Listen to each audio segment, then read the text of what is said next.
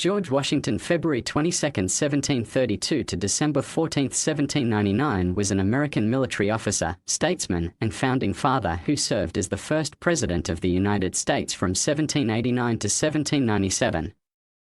Appointed by the Second Continental Congress as commander of the Continental Army in June 1775, Washington led Patriot forces to victory in the American Revolutionary War and then served as President of the Constitutional Convention in 1787, which drafted and ratified the Constitution of the United States and established the American federal government. Washington has thus been called the father of his country. Washington's first public office, from 1749 to 1750, was as surveyor of Culpeper County in the colony of Virginia. He subsequently received military training and was assigned command of the Virginia Regiment during the French and Indian War. He was later elected to the Virginia House of Burgesses and was named a delegate to the Continental Congress in Philadelphia, which appointed him Commander-in-Chief of the Continental Army. Washington led American forces to a decisive victory over the British in the Revolutionary War, leading the British to sign the Treaty of Paris, which acknowledged the sovereignty and independence of the United States. He resigned his commission in 1783 after the conclusion of the Revolutionary War.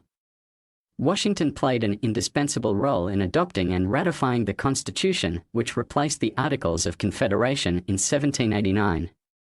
He was then twice elected president by the Electoral College unanimously.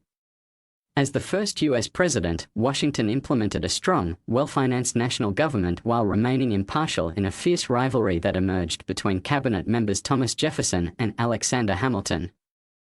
During the French Revolution, he proclaimed a policy of neutrality while sanctioning the Jay Treaty.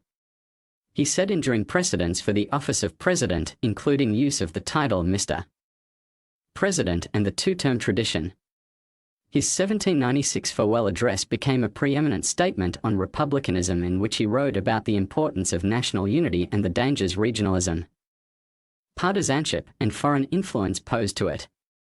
Washington has been memorialized by monuments, a federal holiday, various media depictions, geographical locations including the national capital, the state of Washington, stamps, and currency. He is ranked among the greatest U.S. presidents. In 1976, Washington was posthumously promoted to the rank of General of the Armies, the highest rank in the U.S. Army. His legacy has become increasingly controversial over time, however, as a result of his ownership of slaves and his relationship with slavery. His historical reputation has also been complicated in modern discourse by his policy of assimilating Native Americans into Anglo-American culture and waging war against indigenous peoples during the Revolutionary War and the Northwest Indian War.